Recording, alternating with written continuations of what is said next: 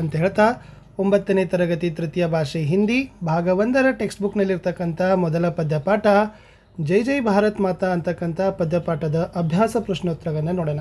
ಈ ವಿಡಿಯೋದ ಡಿಸ್ಕ್ರಿಪ್ಷನ್ ಬಾಕ್ಸ್ನಲ್ಲಿ ನಾನು ನಿಮಗೆ ಎಲ್ಲ ವಿಷಯಗಳ ಪ್ಲೇಲಿಸ್ಟ್ ಲಿಂಕನ್ನು ಕೊಟ್ಟಿದ್ದೀನಿ. ಸೊ ಎಲ್ಲ ವಿಷಯಗಳದ್ದು ಪ್ರಶ್ನೋತ್ತರಗಳನ್ನು, ನೋಟ್ಸ್ಗಳನ್ನು, ಕ್ವಶನ್ ಪೇಪರ್ಗಳನ್ನು ನಮ್ಮ ಯೂಟ್ಯೂಬ್ ಚಾನಲ್ನಲ್ಲಿ ಸಿಗ್ತವೆ. ದಯಮಾಡಿ ಅವುಗಳನ್ನು ನೋಡಿ ಅಂತ ಹೇಳ್ತಾ ವಿಡಿಯೋನ ಲೈಕ್, ಶೇರ್ ಮತ್ತು ಸಬ್ಸ್ಕ್ರೈಬ್ ಮಾಡೋದನ್ನು ಮಾತ್ರ ಮರೆಯದಿರಿ. ನಮ್ಮದೇ ವಾಟ್ಸಪ್ ಚಾನಲ್ ಅದ, ಟೆಲಿಗ್ರಾಮ್ ಗ್ರೂಪ್ ಅದ, ಲಿಂಕ್ ವಿಡಿಯೋದ ಡಿಸ್ಕ್ರಿಪ್ಷನ್ ಬಾಕ್ಸ್ನಲ್ಲಿ ಕೊಟ್ಟಿದ್ದೀನಿ. ಅವುಗಳಿಗೂ ಕೂಡ ಬಂದು ಜಾಯ್ನ್ ಆಗಿ ಅಂತ ಹೇಳ್ತಾ ಈ ವಿಡಿಯೋವನ್ನು ಪ್ರಾರಂಭಿಸುವ. ಸೊ ಕವಿ ಪರಿಚಯ ಗೊತ್ತಿರಲಿ. कवि का नाम मैथिली शरणगुप्त, जीवन काल जन्म वर्ष 1886, मरण वर्ष 1964, जन्मस्थान चीरगांव, झांसी जिला के उत्तर प्रदेश राज्य. पिता का नाम श्री सेठ रामचरण, साहित्यिक गुरु आचार्य महावीर प्रसाद द्विवेदी. प्राप्त उपाधियाँ पद्म भूषण 1961 में राष्ट्र कवि से जाना जाता है. ये राज्यसभा के मनोनीत सदस्य भी थे और रचनाएँ पंचवटी, जयद्रथवध, रंग में भंग, अनग, नहुष आदि इनकी प्रसिद्ध रचनाएं उल्लेखनीय है. आगे चलेंगे. अभ्यास. एक वाक्य में उत्तर लिखिए. पहला प्रश्न था, जय जय भारत माता कविता के कवि कौन है? उत्तर, जय जय भारत माता कविता के कवि मैथिली शरणगुप्त हैं. प्रश्न 2, गुप्त जी को कौन सी उपाधि मिली है? उत्तर था, गुप्त जी को पद्म भूषण की उपाधि मिली थी. प्रश्न 3, कवि किस देवी की वंदना कर रहे हैं? उत्तर है, कवि भारत माता की वंदना कर रहे हैं. चौथा प्रश्न था, हिमालय रूपी हृदय में क्या भरा है?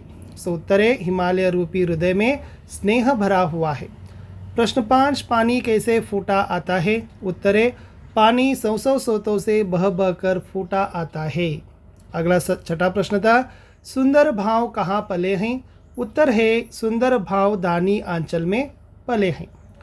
और आगे प्रश्न 2 में होंगे. 2-3 वाक्यों में उत्तर लिखना है. उसमें पहला प्रश्न था, हिमालय के बारे में कवि की भावना क्या है? उत्तर है, हिमालय पर्वत भारत माता की चोटी है. हिमालय हमारी पहरेदारी करता है. भारत माता का हृदय हिमालय पर्वत की तरह बड़ा है. प्रश्न 2, दिल में आग दबाकर का मतलब क्या है? दिल में आग दबाकर का मतलब है, भारत माता स्वयं सभी दुखों और दर्द को सहती है, उसमें बदले की भावना नहीं रहती है.